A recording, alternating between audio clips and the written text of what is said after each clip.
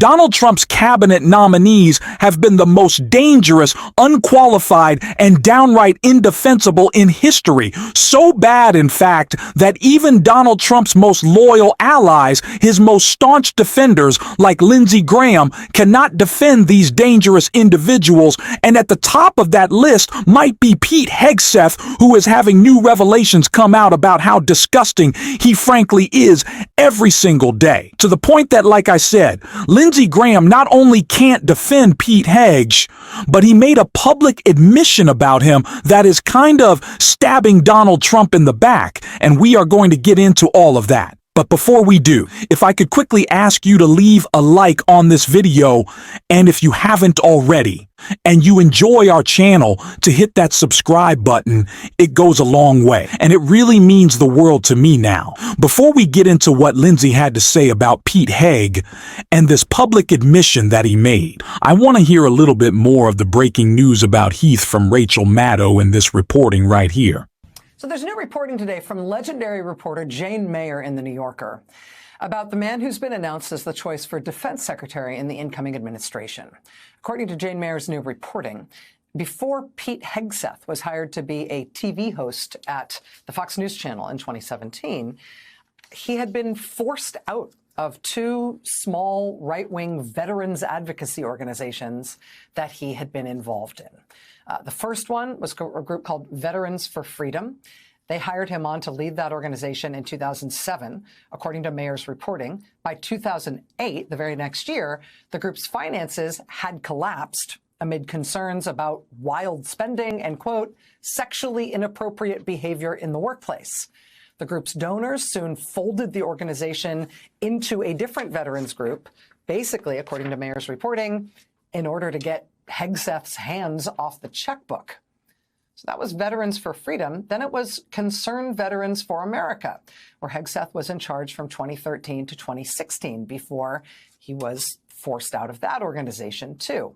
From Mayer's reporting, quote, a previously undisclosed whistleblower report on Hegseth's tenure as the president of Concerned Veterans for America describes him as being repeatedly intoxicated while acting in his official capacity, to the point of needing to be carried out of the organization's events. The detailed report, which was compiled by multiple former employees and sent to the organization's senior management, states that at one point, Hegseth had to be restrained while drunk from joining the dancers on the stage of a Louisiana strip club where he had brought his team from the organization. The report also says that Hegseth, who was married at the time, and other members of his management team sexually pursued the organization's female staffers, whom they divided into two groups, the, quote, party girls and the, quote, not party girls. In a separate letter of complaint, which was sent to the organization, a different former employee described Hegseth being at a bar in the early morning hours of May 29, 2015, while on an official tour through Cuyahoga Falls, Ohio.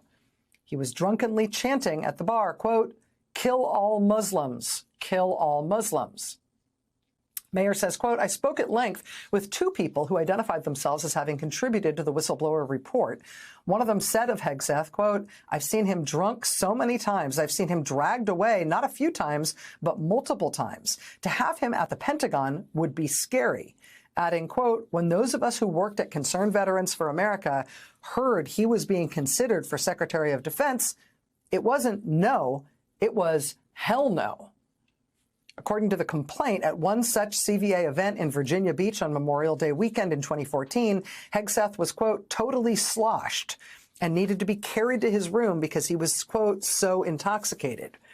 The following month, during an event in Cleveland, Hegseth, who had gone with his team to a bar around the corner from their hotel, was described as, quote, completely drunk in a public place.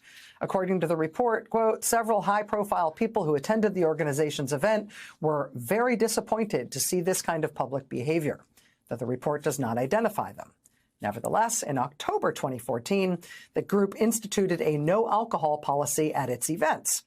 The following month, however, Hegseth and another manager lifted the policy lifted the no alcohol policy while overseeing a get out the vote field operation to boost Republican candidates in North Carolina. According to the report, on the evening before the election, Hegseth, who had been out with 3 young female staff members, was so inebriated by 1 a.m. that a staffer who'd driven him to his hotel in a van full of other drunken staffers asked for assistance to get Hegseth to his room. Quote, Pete was completely passed out in the middle seat, slumped over a young female staff member, the report says. It took 2 male staff members to get Hegseth into the hotel. After one young woman vomited in some bushes, another helped him to bed. In the morning, a team member had to wake Hegseth so he didn't miss his flight. According to the report, quote, all of this happened in public, while Concerned Veterans for America was, quote, embedded in the Republican Get Out the Vote effort. The following month, in December 2014, the group held an office Christmas party at the Grand Hyatt in Washington. Once again, according to the report, Hegseth was noticeably intoxicated and had to be carried up to his room. The report stated, quote, his behavior was embarrassing in front of the team, but not surprising. People have simply come to expect Pete to get drunk at social events. The 2015 federal tax filing by Concerned Veterans for America has an unusual note saying, quote, major problems developed in the last fiscal year were paused. The filing also describes Pete Hegseth as, quote, president outgoing. By the start of 2016, Hegseth was out of his job. Just disgusting, disturbing, and indefensible reporting about Pete Hegg. Indefensible. How could anyone ever not even support this guy to run a low-level organization? But the DOD, really, how could anyone vote yes on this guy? Which is exactly what Lindsey Graham was saying in this new reporting that stabs Donald Trump in the back right here. New Lindsey Graham calls Pete Hegg reports very disturbing, saying confirmation will be difficult. Senator Lindsey Graham, a stalwart ally of President-elect. Donald Trump expressed on Tuesday some doubt over Pete Hegg, Trump's nominee to lead the Department of Defense. I think some of the articles are very disturbing. Graham told CBS News, Heth obviously has a chance to defend himself here, but some of this stuff it's going to be difficult. He has been accused of sexually assaulting a woman in 2017, though he insists that the encounter was entirely consensual. He paid the woman an undisclosed amount following the accusation. I like Pete, continued Lindsey Graham before arguing that what we want to do is make sure that we have good order and discipline. Leadership comes at the top, and I want to make sure that every young woman who joins the military feels respected.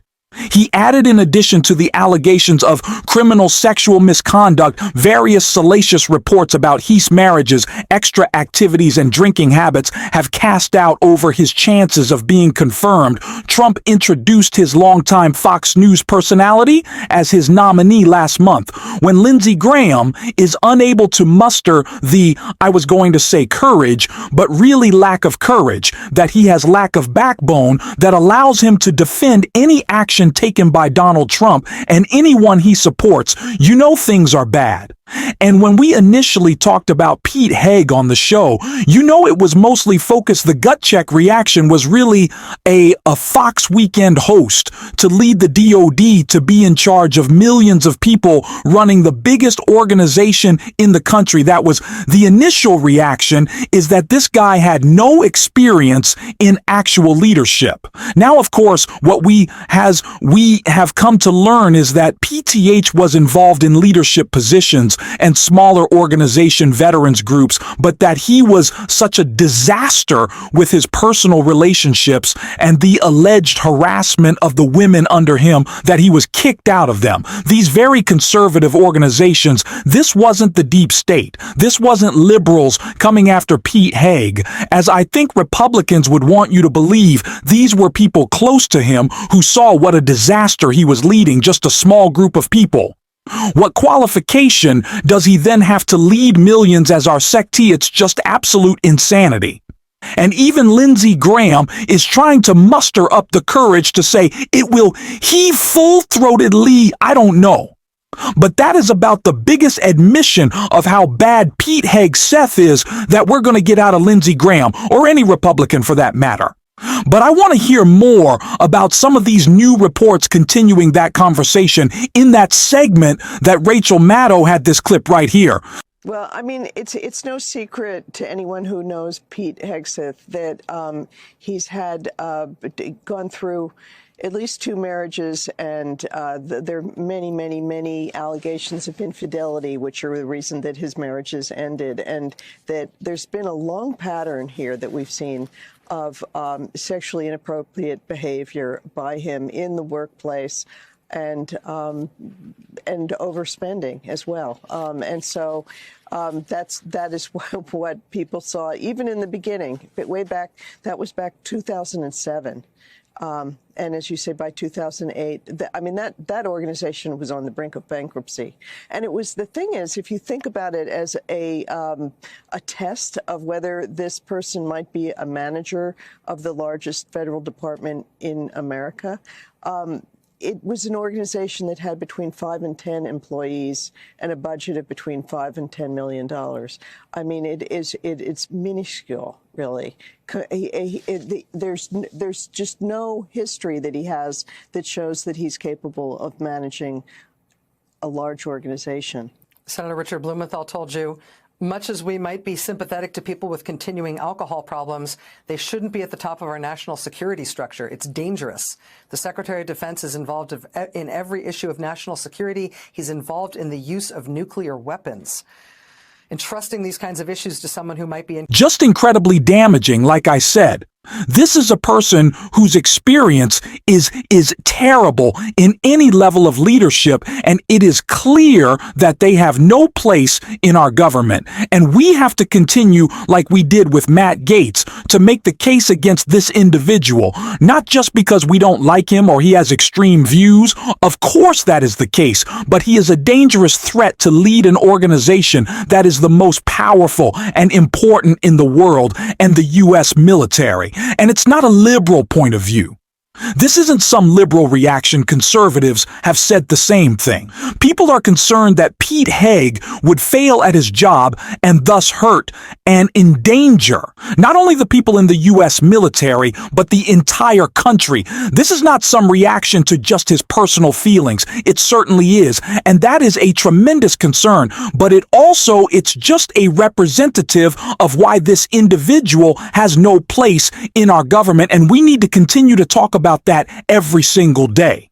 And if you want to support that, as always, you can hit that subscribe button. You can leave a like on this video. And if you're stuck around at the end, drop a blue heart in the comments. And until next time, I'll see you soon.